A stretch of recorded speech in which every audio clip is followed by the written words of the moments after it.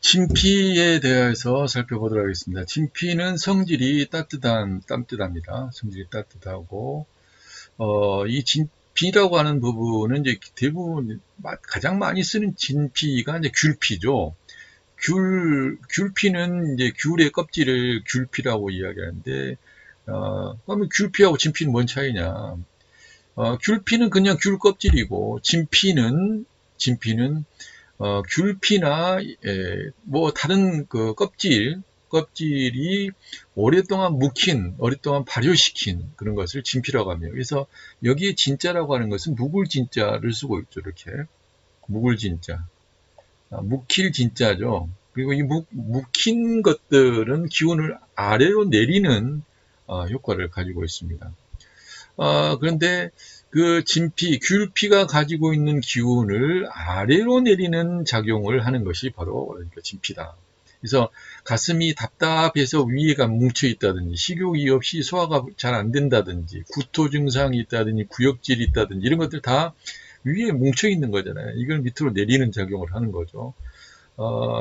고지혈증이라든지 협심증, 동맥경화, 고혈압, 비만, 지방간, 담낭염, 담석증, 근만성 기관지염, 가래가 많은 지침, 급성 위선염 등과 같은 경우에도 이제 효과를 발휘하기 때문에 일반적으로 보약에도 이 진피는 굉장히 많이 사용이 되어 있고, 또 몸이 차가워서 나타나는 그런 질병들 같은 경우도, 몸이 허해서 나타나는 질병에서도 상당히 많이 사용되어지는 그런 그 재료라고 볼 수가 있겠습니다.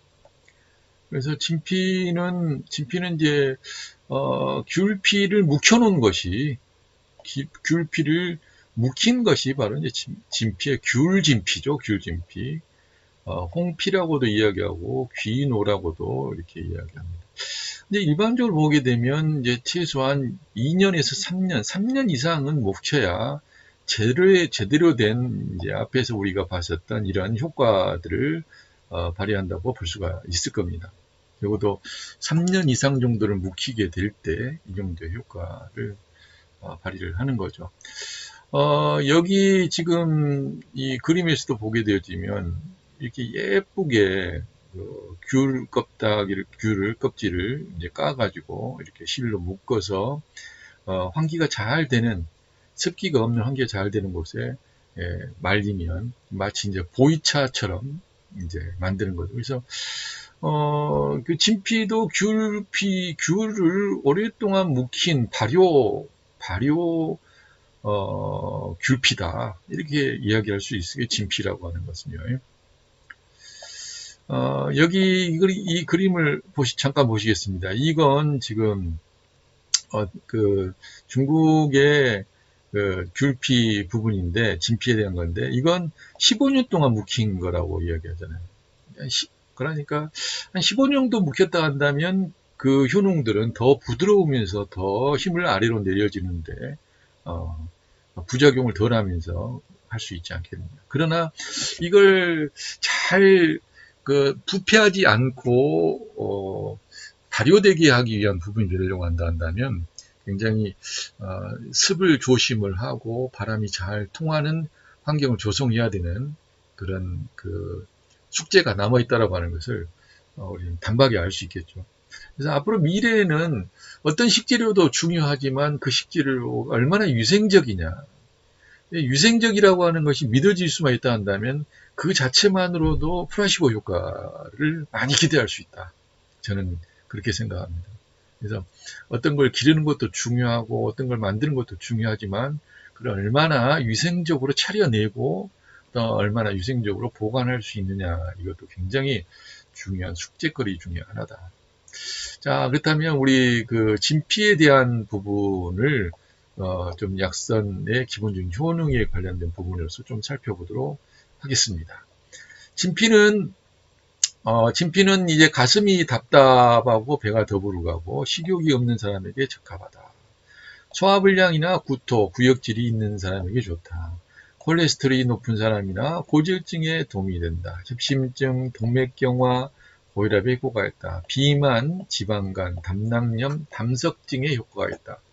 근만성 기관지염, 가래가 많고 기침이 많고 근만성 위선염이 유발했다. 그리고 게와 이 꽃게 같은 겁니다. 꽃게와 같이 동시에 요리하게 되면 게에 들어있는 수산물, 독을 제거하는 데도 효능을 발휘한다. 이렇게 말씀을 드릴 수가 있겠고요. 보시다시피 성질이 따뜻한 성질을 갖고 있기 때문에 속이 일반적으로 속이 차가운 사람, 속이 차가워서 이러한 증상들이 보이고 있는 사람들에게 더 유효하다. 이렇게 보실 수가 있겠죠. 진피와 산사를 같이 사용을 하시면 고지혈증에 효과가 더 있겠고요. 그 다음에 감초와 같이 쓰게 되면 유선염, 고가와 대메가와 쓰게 되면 식욕부진, 바나나, 복령과 함께 쓰면 가래가 많은 기침, 주교와 생강, 대추 쓰게 되면 구토, 지실, 생강과 함께 쓰면 가슴이 답답한 증상, 소고기와 함께 쓰게 되면 지방분해를 촉진하는 효과, 단피와 함께 사용하게 되면 혈을 내리고 간을 보호하는 형태. 그래서 이제 실제로 진피는 오랫동안 묵히면 묵힐수록 겉껍질에 있는 향은 더 강해지고 안에 있는 내피는 더 얇아져서 다 벗겨지는 이런 그런 특징들을 가지고 있어요. 그래서 이러한 진피를 단맛 나는 것들하고 좀 느끼한 음식에 있는 부분들에 이렇게 좀 뽀사 가지고 같이 사용을 하게 되지면 훨씬 더 담백하면서도 부대적인 이러한 그 효과들까지 기대할 수 있는, 가슴이 답답하고 배가 더부러가고 뭐 소화불량이나 구토, 구역질, 콜레스테롤, 고지혈, 협심증, 동맥경화 뭐 이런 부분들, 지방간, 담낭, 비만, 뭐 유선염 이런 것들을 이제 치료하는 데도 도움이 되겠다. 그러나 이제 토끼고기하고는 같이 쓰지 마라. 토끼고기와 같이 쓰게 되면 위나 장 기능이 문란해져서 복통설사를 일으킬 가능성이 있다. 이렇게 소개되고 있습니다. 진피를 활용한 약선 응용에는 이제 이 진피계, 그리고 진피차, 그리고 진피죽이 있고요. 또 하나는 이제 진피소육이라고 하는 부분이 있는데, 먼저 이 진피계 같은 경우는 그 닭과 진피와 함께 같이 사용을 해서 만드는 일종의 그 조린 음식입니다. 그래서 여기 이렇게 해서 진피계를 사용을 하게 되면 기가 잘 흐르도록 하고 중추를 잘 조화롭게 하면서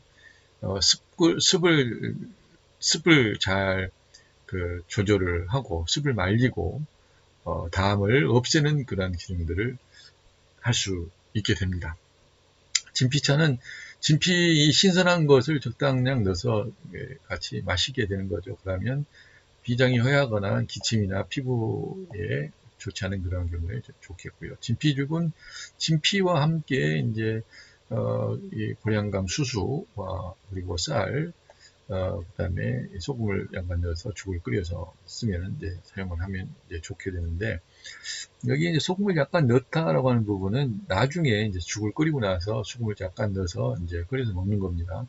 함께 같이 끓여서 죽을 쓰게 되면 역시 영양 손실을 일으키게 돼서 약선에서는 좋은 방법이라고 말씀드릴 수 없겠습니다.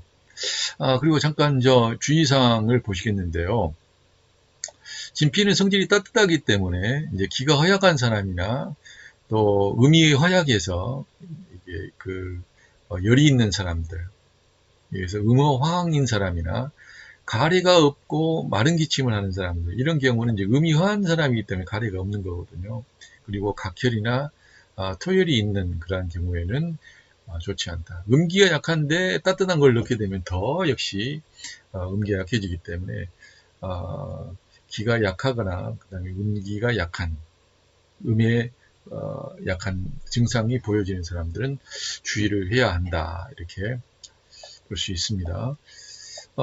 그리고 진피 소육은 돼지고기와 진피, 식용유, 그리고 대파, 소금, 생강 그리고 그 간장, 설탕, 요리술, 육수, 조미료 이렇게 같이 써서 이제 만드는 건데, 돼지고기를 물에 한번 이제 그 삶아 내 가지고 2, 3cm 정도로 자릅니다. 그리고 진피와 생강편, 대파와 함께 보자기에 싸서 솥에 기름을 두르고 설탕을 넣고 황금색으로 변하면 고기를 넣고 볶다가 육실을 다시 넣습니다. 센 불에 끓이면서 거품을 제거하고 보자기와 소금, 간장, 요리술을 넣어 불을 이제 불에 졸여서 천천히 이제 끓입니다. 국물이 진해지게 되면 이제 꺼내서 이제 먹게 되어지는데, 이것도 그 기를 잘 돌게 하면서 중초를 조절을 하고, 그다음에 습을 말리면서 담을 없애는 그런 작용을 하겠습니다. 신동본초경에 의하게 되어지면 가슴의 적치를 없애고 기운이 역으로 올라가는 것을 치료한다. 이렇게 그래서 수국을 잘 내려가게 하고, 오래 복용하게 되면 또 이게 냄새를 제거하고 기운을 아래로 내린다. 이렇게 기록을 하고 있어요. 명의별로 기억하게 되면 기운을 아래로 내린다. 기침을 멈추게 한다. 곤충 항목이 되면 구토 반의를 치료하고 맑은 물을 토할 때 효과가 있다.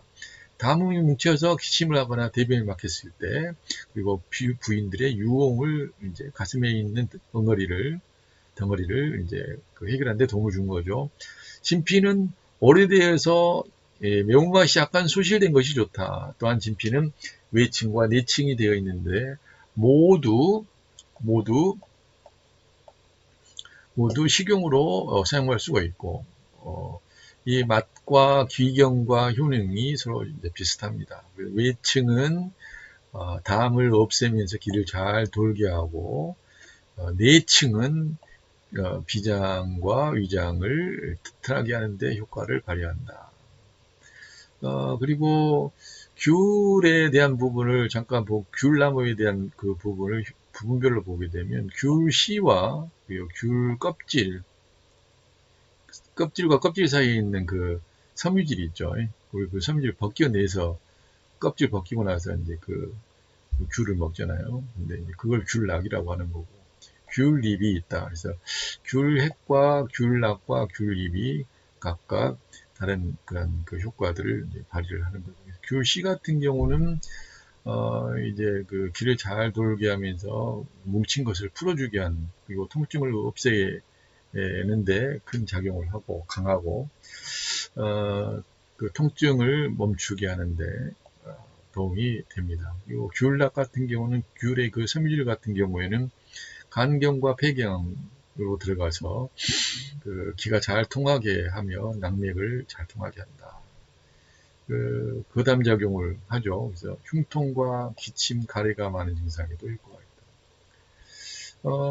귤즙 같은 경우는 간경에 의해서 그 간을 잘 소통시키고 기를 잘 돌게 한다.